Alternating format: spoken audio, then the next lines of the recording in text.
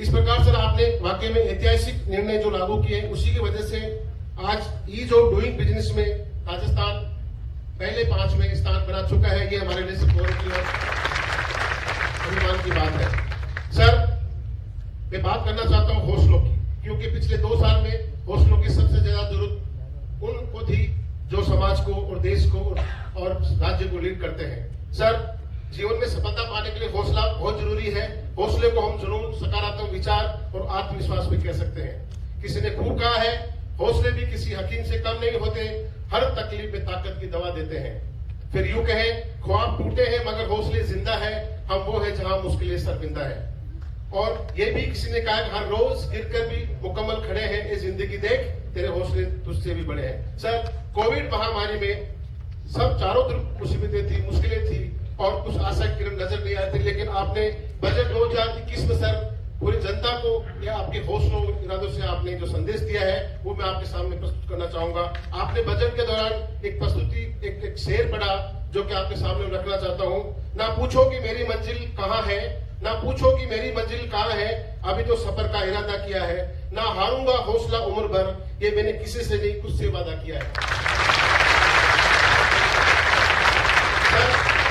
आपने निश्चित रूप से खुद से कमिटमेंट किया और जनता के लिए जो महत्वाकांक्षी योजनाएं आपने लॉन्च की, एमनेस्टी स्कीम हो, चाहे आरसीजीएस हो, चाहे चिरंजीवी बीमा योजना हो, सभी में सर पूरे राज्य में इसकी चर्चा है और सब लोग इसके लिए प्रेरित है और आपको हमेशा के लिए याद रखेंगे। सर इतना ही नहीं, आप यहीं भी नहीं रुके। बजट 2022 में आपके हौसले इरादे और भी ऊंचाई छू गई। उनमें अधिक व्यापकता थी, गहराइयां थी, संघर्ष था, हिम्मत था, दूरदृष्टि थी और मजबूती का संदेश आपने कुछ इस प्रकार से प्रकट किया। मेरे हौसलों में अभी जान बाकी है, मेरे हौसलों में अभी जान बाकी है, ये जो दौड़ भरती अभी उड़ान बाकी है।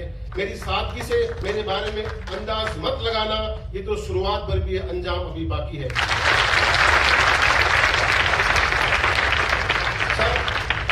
इन शहरों के माध्यम से आपने जो जनता को संदेश दिया है, मुसीबत में हम सब उलझे हुए थे, कोविड में उलझे हुए थे, रेवेन्यू हमारा नीचे गिरा हुआ था, लेकिन आपके इन हौसलों के कारण हमने हिम्मत जुटाई, पूरे राज्य ने हिम्मत जुटाई, पूरी जनता ने हिम्मत जुटाई और आज कोविड भी गायब है और हम राजस्व संग्रहण में हम सर इतिहास बना चुके हैं। ये हमारे लिए गौरव की बात है। सर मैं एक निवेदन और करना चाहूंगा। राजस्थान राजस्व सेवा परिषद अभी 2 माह 3 माह पूर्व हुई थी, आप उसमें मुख्य अतिथि थे। मैं सर निवेदन करना चाहता हूं, मैंने उसको पढ़ा है, आपने एक लाइन वहां कही है जो कि निश्चित रूप से आपके दिल तक पहुंचनी चाहिए। आपने कहा कि जो आपको ओपीएस दे सकता है वह सब कुछ दे सकता है।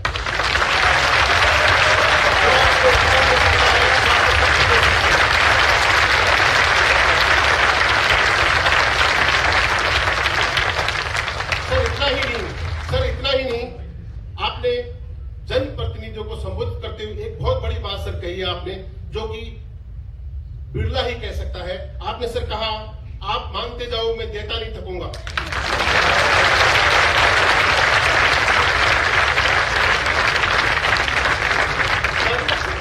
ये अखबार की सुर्खियों से सर मैं इन सब चीजों के पीछे जो संदेश छिपा हुआ है, जो गहराई छिपी हुई है, मैं ये कहना चाहता हूं, अतिशयोक्ति नहीं होगा ये कहना कि राजस्थान का ये गांधी अब राजस्थान का दानवीर कर्ण बनने की तरफ अग्रसर है।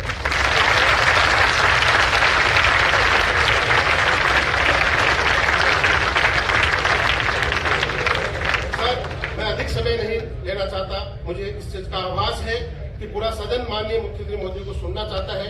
मैं पूरे वाणिज्य कर विभाग की तरफ से मुख्य अतिथि महोदय, लोकप्रिय, यशस्वी, जनप्रिय, मृदभाषी, दीन बंधु, करुणामय, दूरदर्शी, सर्व स्वीकार्य, श्रेष्ठ प्रशासक, संवेदनशील और राजस्थानी श्री गांधी से अनुरोध करता हूं कि वो मंच में पधारे और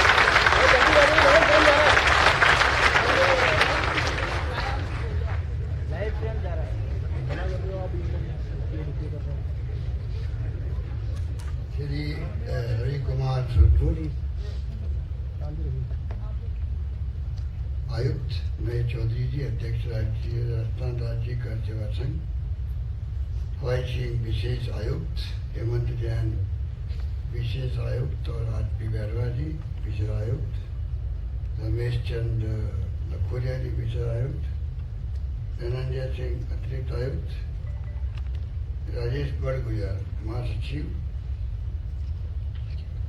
मदन लाल देवरा और तमाम वाणिज्य कर सेवा के अधिकारीगण और कर्मचारीगण, मुझे बहुत पसंद था कि आज मैं आपके राजस्थान राज्य कर सेवा संघ के कार्यक्रम में यहाँ पहली बार उपस्थित होने का सौभाग्य मिला।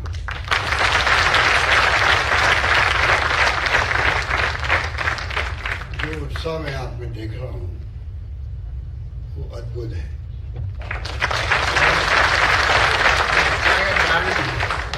आप इसके हकदार भी।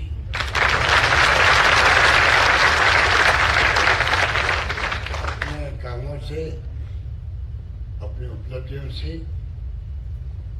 और हमारे फैसलों से उसके कारण से उत्साह आप में है, इस बात का एहसास मुझे है।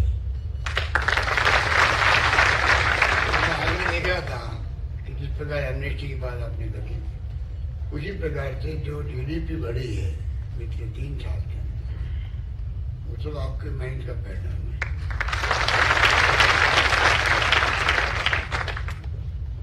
और जो योजना हम ला पा रहे हैं, लाए हैं, वो भी आपकी उपलब्धियों के कारण संभव हो रहा है।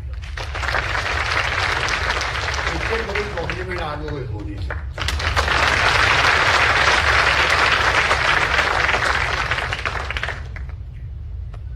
पेंशन की बात हो या जो हमने व्यवहारियों को जो आपने छूट दिलाई एमनेस्टी के माध्यम से जो फैसले हो रहे हैं, एक तो आपका प्रिंसिपल सेक्रेटरी वित्त जो है बहुत ही प्रोग्रेसिव माइंड का आदमी है।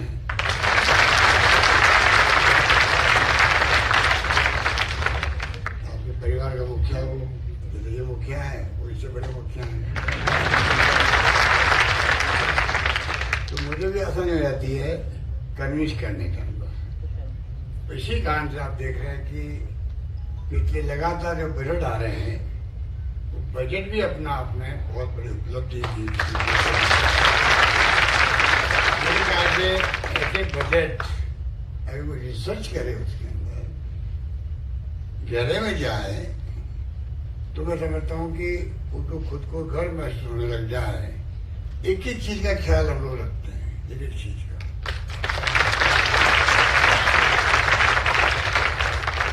अगर OPS लागू हुई, किसी ने मांग नहीं करी थी। खुशी है कि कल पहले थोड़ा दिन पहले तो छत्तीसगढ़ ने और कल झारखंड ने भी उसको डिक्लेयर कर दिया। तो धीरे धीरे आप देखेंगे कि तमाम राज्यों को करना पड़ेगा इस काम।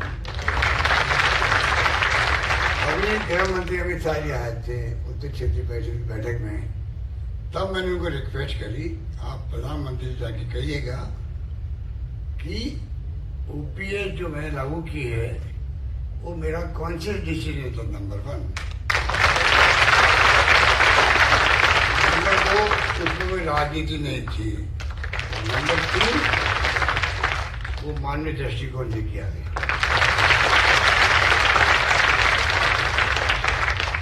क्या करूं, मानवीय दृष्टिकोण आप समझ सकते हैं। आप महसूस कर रहे हैं कि आपको एक कॉन्फिडेंस पैदा हुआ है। 35 साल तक कोई सर्विस करे, हम आपसे अपेक्षा करते हैं। विभाग के बारे में चर्चा भी होती है, कुछ आरोप भी लग जाते हैं, पर अल्टीमेटली काम तो सब करते हैं।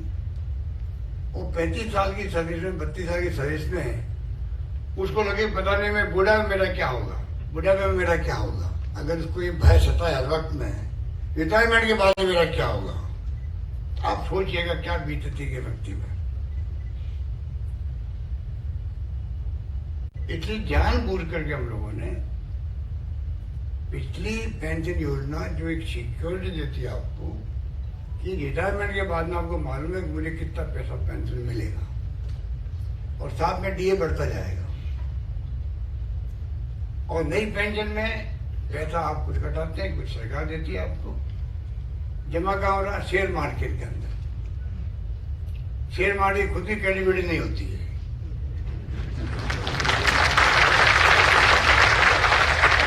कभी ऊपर कभी नीचे जाता रहता है वो खुद ही। तो शेयर मार्केट खुद ही ऊपर ही जाता है तो क्या गारंटी है कि आपको उस वक्त में शेयर मार्केट की स्थिति क्या रहेगी।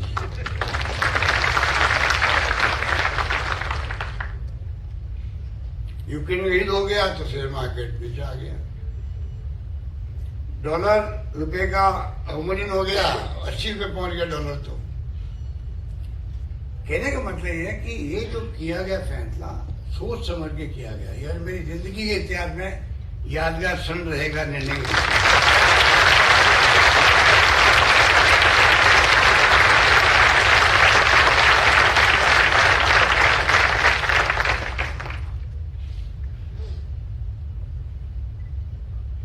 उसी रूप में RGSS जो CGSS है, मैं पार्लियामेंट मेंबर हूँ 5 बार। मुझे मालूम है कि मुझे आज भी उस स्कीम का फायदा मिलता है, CGSS का, सेंट्रल गवर्नमेंट हेल्थ सर्विसेज का। हमने आपके लिए RGSS लागू किया। अब आप एक गारंटी है कि कैशलेस आप इलाज करवा सकते हो सब जगह। के जो फॉर्मेलिटी होती है, बिल होता है, कई तरह की प्रॉब्लम उसके अंदर होती है। अब कर्मचारी राजस्थान का RGSS लागू हो गया, बीमा लागू होता है, कोई दिक्कत नहीं है। आम लोगों के लिए हम लोगों ने जो श्रीजी योजना लेके आए हैं, कल प्रधानमंत्री महोदय ने कह दिया कि रेवड़िया बांटने की योजनाओं को मैं लाइक नहीं करता हूँ। कल अरविंद केजरीवाल ने कल कहा था, आज मैं कह रहा हूं, क्या हर व्यक्ति को फ्री इलाज करवाना रेवड़िया बांटना है क्या? आज हर व्यक्ति को सोशल सिक्योरिटी यूज होती है।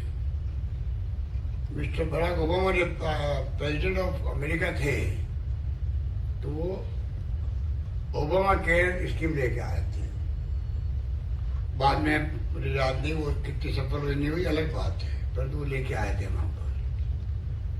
उनके पार्लियामेंट जो कराते हैं कुछ और, उसमें कुछ अमेंडमेंट भी किए। कहने का मतलब ये है कि आप बताइए, आज पूरे देश के अंदर एकमात्र राजस्थान राज्य है, बड़े राज्यों में भी, जहां पर सभी पब्लिक का IPD OPD फ्री, दवाएं free, CT scan free, MRI free, dialysis तो फ्री है ही पहले से, किडनी ट्रांसप्लांट फ्री करवा दिया।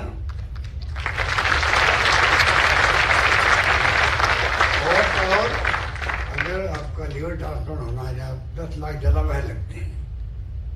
हमने इस स्कीम को 5 लाख 10 लाख तो किया ही है, जो कंट्री में कहीं नहीं है। पर अगर मान लो उससे ज्यादा पैसा भी खर्च होगा लिवर ट्रांसप्लांट में, वो भी सरकार देगी, उसका कुछ एक्सीडेंट भगवान करे किसी का नहीं और हो गया, मान लो कोई मर गया आदमी, तो 5 लाख का बीमा उसके साथ जोड़ दिया गया। कहने का मतलब यह है कि ये जो आज कोरोना के बाद में आर्थिक स्थिति पूरे मुल्क में जो बनी हुई है, बहुत चिंताजनक स्थिति है। महंगाई बहुत भयंकर एक चुनौती है हमारे सामने, बेरोजगारी उससे बड़ी चुनौती है। कोरोना के हालात में हालात बिगाड़ दिए। उन हालातों में अगर कोई सरकार प्रबंधन करने में कामयाब होती है तो केंद्र सरकार को उसको शाबाशी देना चाहिए।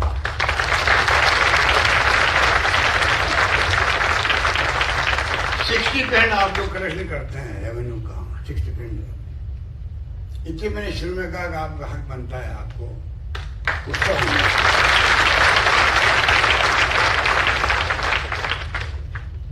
केंद्र को चाहिए कि राज्यों को वाच कर देखें कि राज्य सरकार क्या क्या काम कर रही है, क्यों कर रही है, बजाय इसके कि आप रेवड़िया बांटने की बात कर रहे हो। मैं पूछना चाहूंगा मोदी जी से, यूपी चुनाव आप जीते हो, वो रेवड़िया बांट के जीते हो, वहां चुनाव जीते। ये बात मैं नहीं कह रहा हूँ, पूरा मीडिया कह रहा है, उनके लोग कह रहे हैं किस प्रकार से आप